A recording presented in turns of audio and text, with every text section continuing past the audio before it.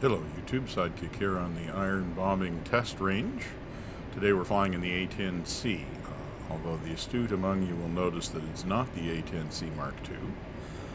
The reason for that is that the Mark II seems to have a little bug in it. That means that the targeting pod motions aren't properly replicated in a track file, which has basically made it impossible for me to record this mission in that plane. So I've gone to back to the original A-10c. Should make a difference to you if you want to fly this mission in the iron bombing test range. The other thing you'll notice is that I have changed the loadout. We're carrying the Mavericks and a single Mark 84 2,000-pound bomb, just because it's kind of fun for this mission, as you can see. You can change the loadout to match that in the mission editor if you want to, or you can fly with the loadouts as they come in the mission and adapt a little bit if you want to. Okay, the mission that we're going to fly today is something I call Snipe and Charge, and we're getting set up with the targeting pod here. So we've selected waypoint 3, and I'm using the targeting pod to zoom in on the target area. The idea here is that we have a high value target that is protected by a number of AAA vehicles, in this case at least a couple of Shilkas.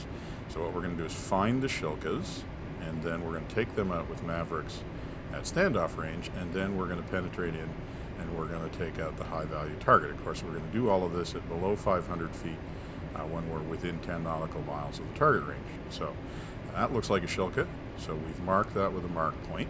So that's right TMS for those of you who are keeping score who did not know that. And that's a second Shilka. You can just tell by the profiles. So we're going to mark that one. Now we just need to go up to the upfront controller and change to mark points.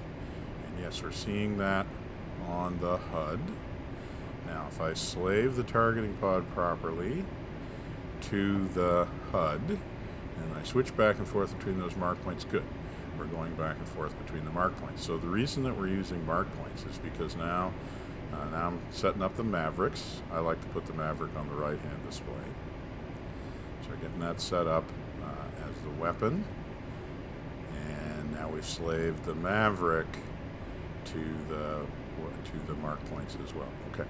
So the idea is that because we're going to get down low, we can't do the usual thing. Now, if we were going to do this at standoff range, obviously, we'd just select the targets with the TGP, and then we would slave the Maverick to that target, and then we'd launch the Maverick when we got in range. But what we have to do is get down low and then pop up, and you will find that if you designate the target with the TGP, it doesn't always stick if you can't see the target for some period of time, like when we do the getting down low thing. So we've set them as mark points instead, because we can always go back to the mark points. So it can be a little bit of a high wire act, because sometimes the mark point is not accurate enough for the Maverick to slave immediately, but we'll give it a go. So now we're getting down. We've turned on the SAM zone through the F10 comms menu. So to a reminder that in the Iron Bombs range test mission, if you get within, you set the SAM zone up.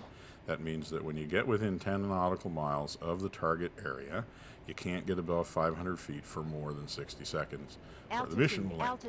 So we're getting down below 500 feet. We're getting in closer to the target. We're just basically going to fly straight at the target, and at around 6 nautical miles, which is well within the Mavericks range, we're going to pop up, and with the Maverick slave to the mark point, we should be able to lock on the target, fire the Maverick, and break away before we get within the range of the AAA. So we'll need to do that twice, and once we've done that, we'll be clear to actually go in and drop the bomb on the center target at the range. So now it's just a matter of staying low and getting in tight. Okay, a little bit more than 8 miles. We're just going to keep it here.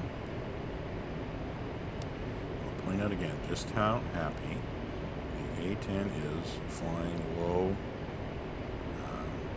and steady and straight at the target. And you can say what you want about the fact that it's not exactly a speed demon. It does give you lots of time to get ready, get set up, make a nice accurate approach. So we're really good and low. Start climbing up a little bit here. Okay, let's go up and see if we can get the Mavericks.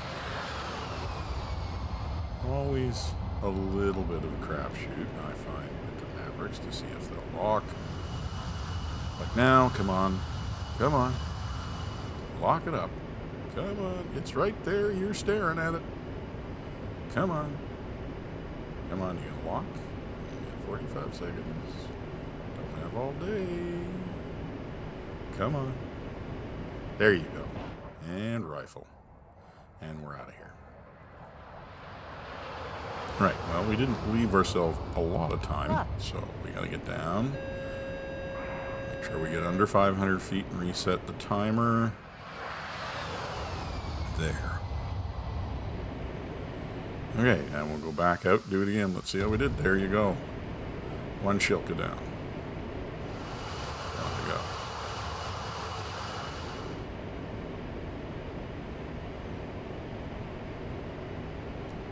So I saw an interview on another YouTube channel the other day where someone was interviewing an A-10 pilot. Asked him what it was like flying in Desert Storm. He said, that it was actually a pretty challenging environment. There was lots of AAA. And he said, so how low did you fly? And the pilot said, 100 feet. So this is what that feels like.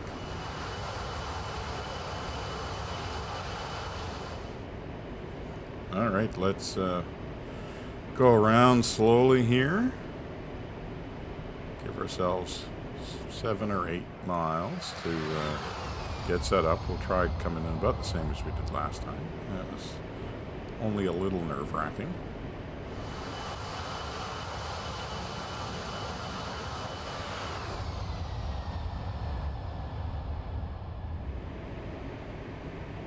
All right, coming around.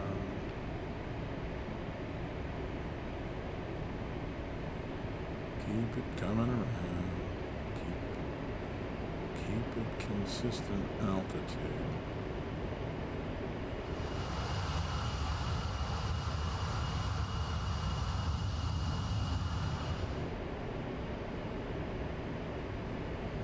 Alright, there it is. And we just need to fly straight at the target. Okay, a little bit worried this time. I'm looking on my left-hand display and the mark point isn't exactly over the vehicle. I don't know if that's going to cause us some trouble.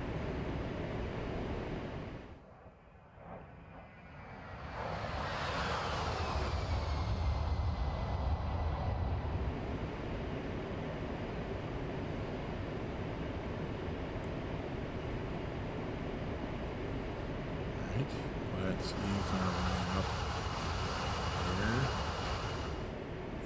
And up we go. Let's see if we can make it lock.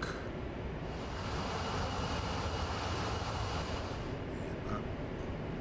Tried to lock with the Maverick and I lost it, and I lost the target.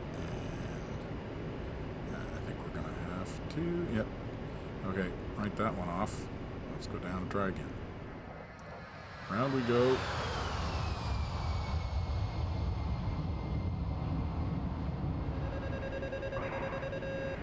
Get back down under 500 feet.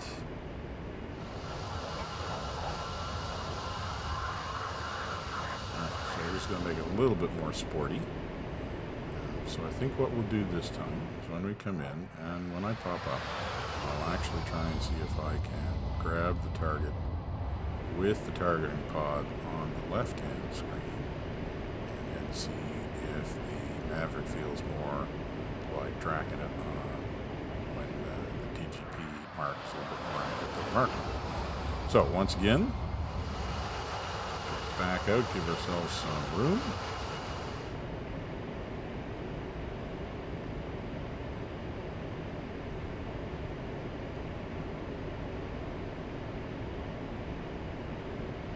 All right.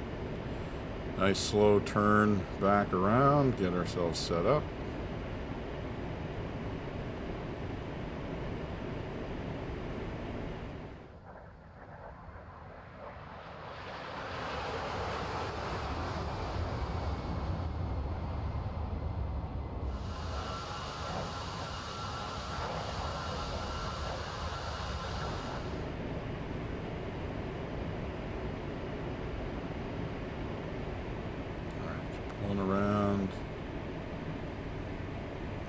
to know when you're facing east in this mission. That sun? Okay. Get ourselves lined up. Take stock of the situation here.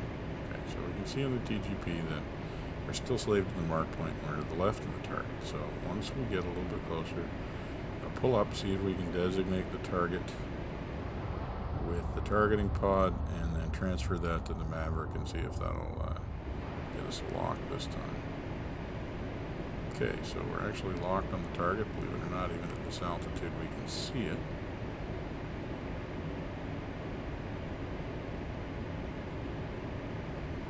Okay, make Maverick soy on the right hand screen. Make sure we re-enable the Maverick there. Alright, everything's good. What the shoot? Not sure if that's a finger problem, but we've lost the target. Alright, well, we're going to have to try and do this the old-fashioned way again, moving the Maverick. It's always a little bit exciting. Come on. Get up there, find the target. Find the target. There it is. It's right there. There it is. Come on. Come on.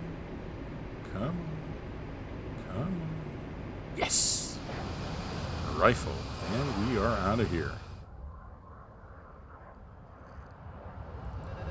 Alright, so we finally, hopefully, have gotten both of the Shilkas down. Back under 500 feet. Let's get along back out to sea. And get set up for a bombing run. There we go. Let's see. Nice. Okay, so AAA is down. Time to go take out that high-value target at the center.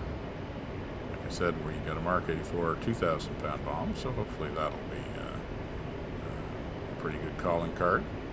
Let's assume it's, I don't know, maybe it's a communications bunker, something like that, something we want to drop some real weight of ordnance on. So I'm going to go back to the steering points.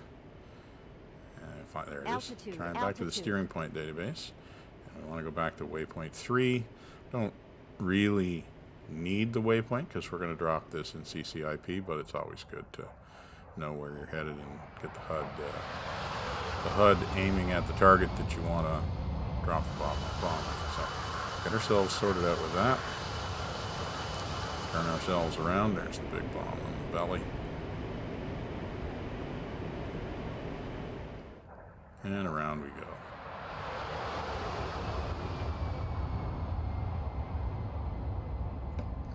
Oops, getting up a little bit high.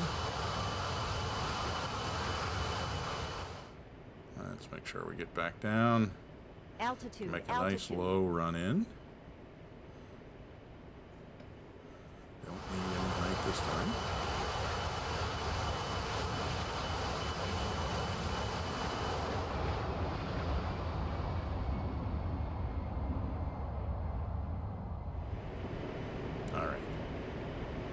Nice little run in. We're going to go into around 3 miles. We're going to pop at around 30 degrees. And we get about in under 2 miles. We're going to roll out, pick up the target, and drop with CCIP. That is the plan anyways. Let's see how we do. Right, up we go.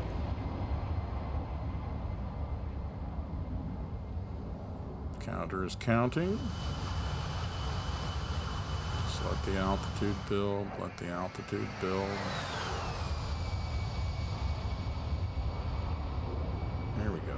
Let's roll in. A nice view of the target. Roll out.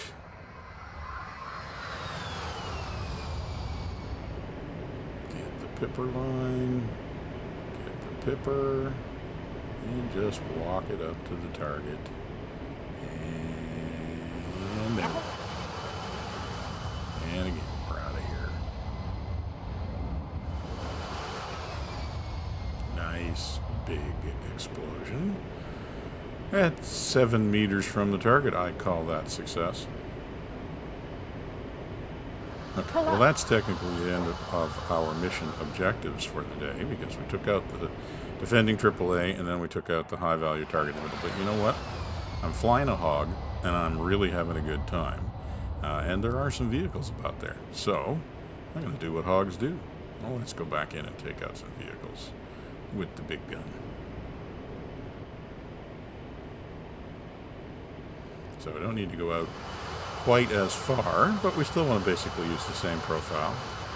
Around 3 miles, we're going to pop up high, we're going to roll in, and around 2, and then that should give us lots of time to get lined up on the target and put a whole bunch of 30mm stakes through its heart.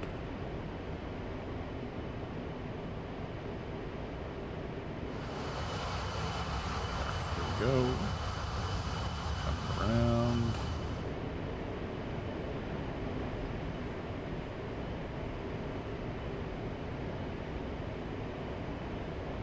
Step down and reset that timer. Okay. Pop back up.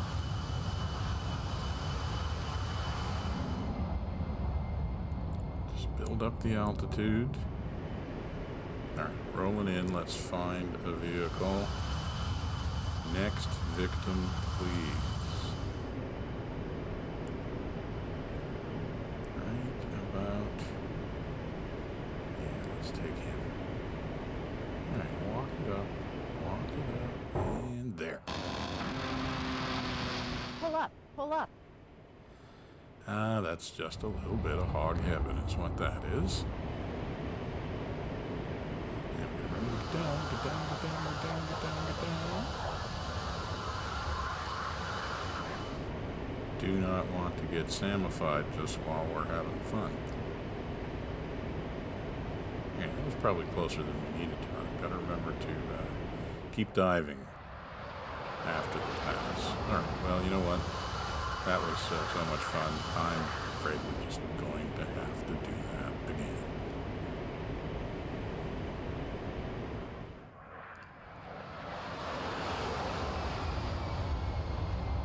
So, same profile. Let's just go back out to the coast. Turn around. Pop up. Well, come back in. Pop up. And find another victim.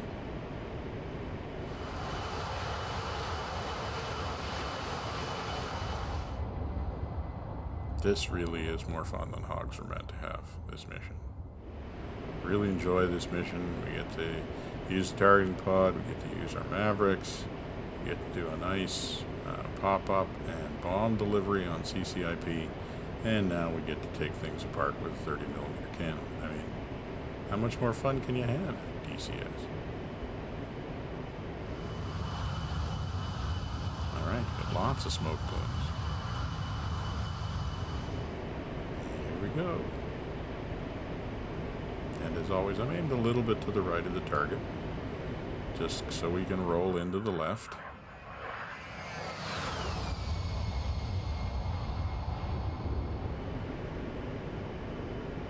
Just let the altitude build, get into 2 miles.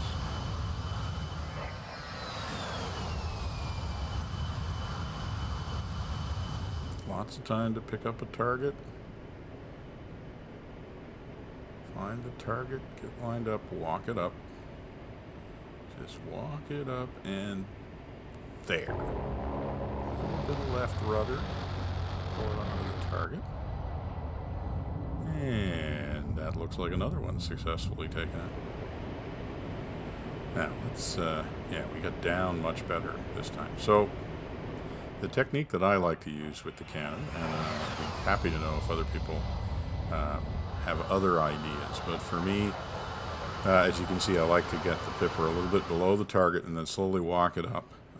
And if you're lucky enough, like I have a Warthog joystick, so that means the first pull of the trigger, the first tension of the trigger actually locks the pipper on the target, engages the flight control system that holds it steady, and then altitude. And then the second squeeze actually fires the cannon. So the procedure is get it below the target, walk it up, first squeeze and then pull all the way in and give her a burst. Now, we are basically taking out fairly light armored or soft skin vehicles. Tanks, which you would find on target 3 of the smaller range, are a little bit more of a challenge. You have to get a little closer, and sometimes you actually have to worry about whether, what aspect you're getting them, whether you're getting them from the front or the side or the rear, side and rear being preferred, but it's basically the same process. So let's do it again. It's just too much fun to stop.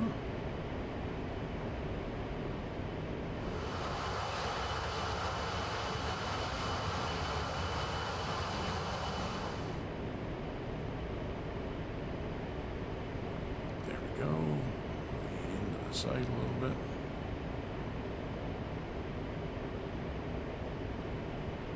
And up we go.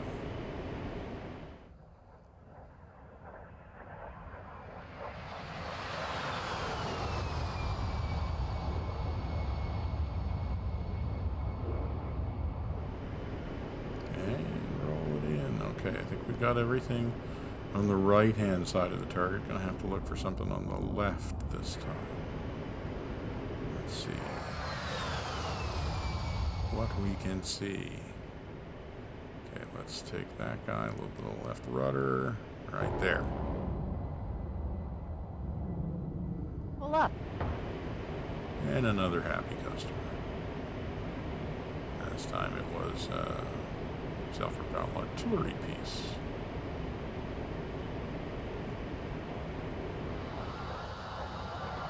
We are leaving a lot of destruction in our wake. It's a very Hawg kind of day. Okay, so I think there's one more left. We still have over 500 rounds. Don't want to go home with those. We don't have to. So let's do one more run before we call it a day. But this time let's do the proper thing and give the target a little bit different look. Not actually good procedure to fly the same profile, attacking the target multiple times like we just did.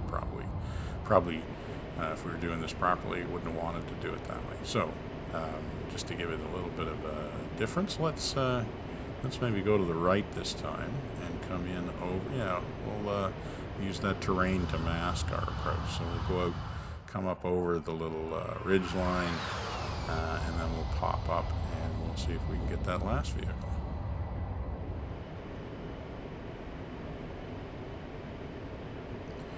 So I hope this gives you some idea of the multiple kinds of things you can do with this mission file. I deliberately put the vehicles there so you can fly this kind of mission, and in fact they do generate randomly, so you won't get the same arrangement of vehicles every time. So you will have to search and find the Shilkas. There will always be a couple of Shilkas, but you will actually have to search and make sure you pick up the actual Shilkas if you want to do the mission right. As I said, it will fly properly with the A-10c II, which is the plane that comes with the mission file. Pull up. I just couldn't record the mission doing it, which I'll admit was a little frustrating. But I really wanted to show you guys this mission because it was one of the ones that I had in mind when I made the mission file. So I just did it with the A-10c. Yeah, plus it gave me a chance to put a Canadian livery on the A-10, which was kind of fun. All right, last one for the day.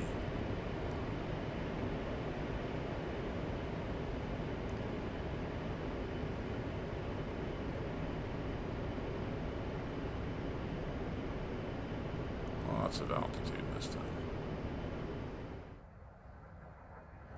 Alright, I think there's only one alive, one left down there. Let's find him. And say goodbye, Gracie. There he is. Pull out. Okay, stable up, get under it. Pull right rudder, get it up, and there we go. Done. Done like dinner, stick a fork in us. We are done for the day. Alright, well there you have it. This is a mission you can fly on the Iron Bombs test range mission. The link will be in the description. If you don't already have the mission file, you can go get it. I hope you have a chance to experiment with the mission, give this mission a try, or try anything else you like. I'd love to hear how you make out on the mission. Love to see some pictures or even a video or two of how you use the range. If you want to see more missions like this, hit that subscribe button. And for now, this is Sidekick, signing off.